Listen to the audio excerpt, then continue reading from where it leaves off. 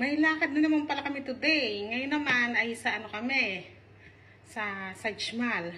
Ewan ko kung tamang pagbigkas ko, Sajmal.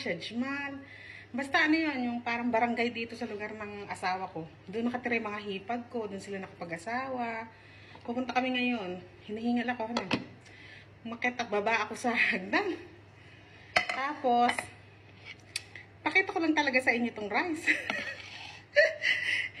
Nagpamigay yung bayo ko. Ewan ko kung may ano, baka pasasalamat. Ganun naman sila pagka medyo kumita, ganun. O may nangyaring maganda. Bumibili sila ng ganito. Tapos namimigay sa kapitbahay.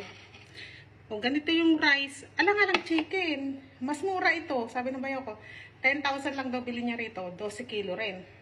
Ang kasama niya naman ng rice ay peas. Yung ganito, yung peas. Yung peas na masarap din to, kaya nga kasi ako kasi dahil ano ako, meat is life, mas trip ko yung may chicken. Sabi ko, hindi may chicken, yan na lang babi, sabi niya. Okay na yan. Reklamadora, no, makikihingi lang yan, no. Ayan, binigay ng ano ko, bilas. Nung bumaba ako, nagsisimula na silang magpakpak. Hindi na ako nakitulog kasi pampatagal lang. Pag tumutulong ako, mabagal ba? Pag sila mabilis. Sobra bibilis nila. Lalo na mainit, binibilisan nila. Pagka kasi lalamya-lamya ako niya. Oo, hindi na ako nakialam. Ang ambag ko na lang doon ay presensya ko. Masyado ambag na. Basta nakapaupo lang doon. O, pa-video-video. O, yun lang ang ambag ko. Okay na yun. Mas napabilis ang lahat-lahat. Pupunta pa kami kasi sa village, diba? Bala ko rin bumili ng juice, saka biscuit. Kasi doon sa village, sobrang daming mga bata doon. Takbuhan ng takbuhan, walang tsinelas, ganyan. Manlandamit, Pero pag walang damit, hindi natin pwede i-video. Baka mamaya, diba, mabawal. Ganun. Kaya sabi ko sa bayo ko, doon kami mamigay ng biscuit, saka juice. Kasi nga, dati, nung nakarami nag-sponsor, di ba, meron pang natira. Di ba, sinabi ko rin sa video ko, may natira, na ang bala ko, pagpunta namin ng baryo dito, sa Sajmal nga, doon ako mamimigay ng biscuit, ng juice. So, ayan, ngayong araw na ito na yun, na pupunta kami. Natagalan, kasi nga, nagkasakit yung hipag ko, di ba, hindi makalipat-lipat ng bahay. Lumipat kasi ng bahay yung hipag ko yun. Nagpagawa siya ng bahay. Kasi yung dati niyang tinitiran, ichinismis ko na naman.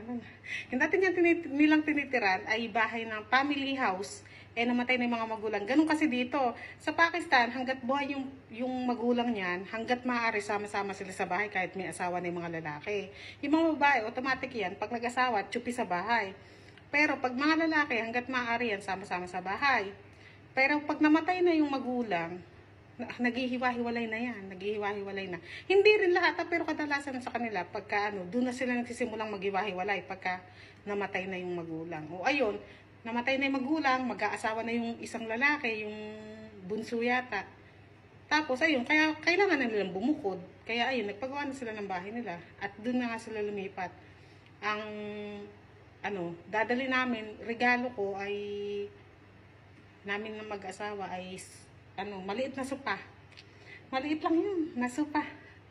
Para pambata nga So isip-isip ko kasi adil naman, ba't pabili itong malinggetong na to? Parang pambata, parang bata ang upo anak, magbihis na yun, naligo na si Usman. O sige mga panang, maba na naman yung chismisa natin.